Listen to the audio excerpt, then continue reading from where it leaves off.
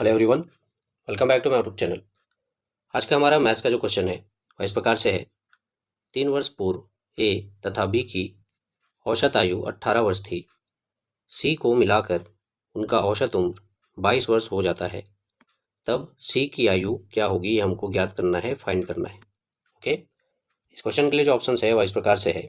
Option A 20 वर्ष, B 24 वर्ष, सी 26 वर्ष और डी 30 वर्ष। तो चलिए इस प्रकार के क्वेश्चन को कैसे सॉल्व किया जाता है उसको सीखते और समझते हैं। इस क्वेश्चन को सॉल्व करने के लिए सर्वप्रथम हम क्या करेंगे, मानेंगे। ठीक है, तो क्या मानेंगे, तो मैं यहाँ पे लिख देता हूँ। माना कि ए तथा बी की वर्तमान आयु क्रमशः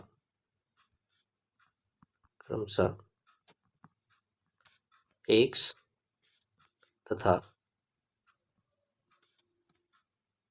वाई वर्ष है। ठीक है, ये हम मान लेते हैं। क्या मान लेते हैं? हम मान लेते हैं कि ए तथा बी की जो वर्तमान आयु है वह एक्स तथा वाई वर्ष है, ये हम मान लेते हैं। क्लियर है? चलिए अब आगे चलते हैं। तब 3 वर्ष पूर्व ए की आयु क्या हो जाएगी? 3 वर्ष पूर्व बराबर ये हो जाएगा हमारा एक्स ऋण में 3।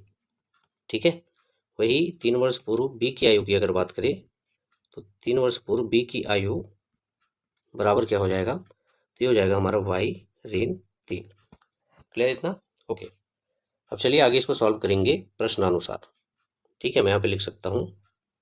तब प्रश्नानुसार, प्रश्न में क्या कहा गया है? प्रश्न में कहा गया है कि 3 वर्ष पूर्व ए और बी की आयु का जो औसत है वह कितना है? तो 18 वर्ष है। तब मैं यहाँ पे लिख सकता हूँ एक्स ऋण में 3 धन वाई ऋण 3। ठीक है, ये क्या है? ए की आयु प्लस बी की आयु बटे में 2 हो जाएगा, बराबर औसत कितना है बोल रहे हैं? तो औसत दिया हुआ है क्वेश्चन में 18 वर्ष। ठीक है, क्लियर इतना? ओके, चलिए आगे इसको सॉल्व करते हैं। इसको जब हम आगे सॉल्व करेंगे, ठीक है, तो यहाँ पे ये जो 2 है उसका पक्षांतर हो जाएगा राइट हैंड साइड पे। ठीक है, हमारे राइट हैंड साइड पे 2 पक्षांतर हो जाएगा। तो चलिए इसको लिख देते हैं, एक्स ऋण 3 प्लस में वाई ऋण 3 बराबर 18। अब ये जो 2 है, ठीक है, इधर बटे में है। जब इसको पक्षांतर करेंगे राइट हैंड साइड पे तो ये 18 के साथ गुने में चला जाएगा या गुना हो जाएगा। तो मैं यहाँ पे लिख सकता हूँ 18 गुना 2। ठीक है, अब आगे जब इसको सॉल्व करेंगे तो यहाँ पे देखिए -3 है और ये भी -3 है। ठीक है, तो ये दोनों आपस में क्या हो जाएंगे? जुड़ जाएंगे। तो ये हो जाएगा वैल्यू एक्स धन में वाई। ठीक है, और ऋण में क्या हो जाएगा? 6 हो जाएगा, और इधर बराबर 18 और 2 का गुना होगा तो ये होगा हमारा 36। ठीक है, आगे जब इसको और सॉल्व करेंगे तो ये हो जाएगा हमारा एक्स धन वाई बराबर ये जो 6 है, ऋण 6 है, उसको हम क्या करेंगे? फिर से राइट हैंड साइड पे ये पक्षांतर हो जाएगा। ठीक है, तो जब पक्षांतर होगा तो इसकी वैल्यू हो जाएगी 36 और धन 6 हो जाएगा। यहाँ पे ऋण में है, ठीक है, लेफ्ट हैंड साइड पे। जब राइट हैंड साइड पे जाएगा तो ये क्या हो जाएगा? धन में परिवर्तित हो जाएगा। इसलिए एक्स धन वाई बराबर हो जाएगा हमारा 36 धन 6। ठीक है, चलिए आगे इसको सॉल्व करते हैं। अब देखिए, अब एक्स धन वाई बराबर 36 धन 6 है हमारे पास। अब इसको जब आपस में जोड़ेंगे, ठीक है, 36 प्लस 6 को, तो ये हो जाएगा हमारा 42 वर्ष। ठीक है, एक्स धन वाई का जो मान है वह कितना आ रहा है? तो 42 वर्ष आ रहा है। ऐसा भी कह सकते हैं कि ए और बी की आयु का जो योग है वो कितना आ रहा है? तो ये 42 वर्ष आ रहा है। ठीक है, इसको हम दे देते हैं समीकरण 1 का नाम। ठीक है, क्योंकि इस वैल्यू की आगे हमको जरूरत पड़ने वाली, इसलिए हमने इसको नाम दे दिया समीकरण 1। ठीक है, ओके। अब देखिए, ये तो आया ए और बी की आयु का योग बराबर 42 वर्ष।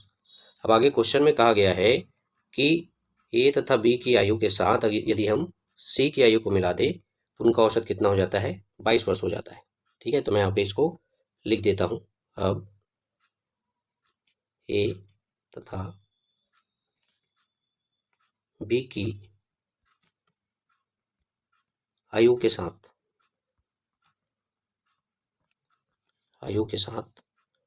सी की आयु को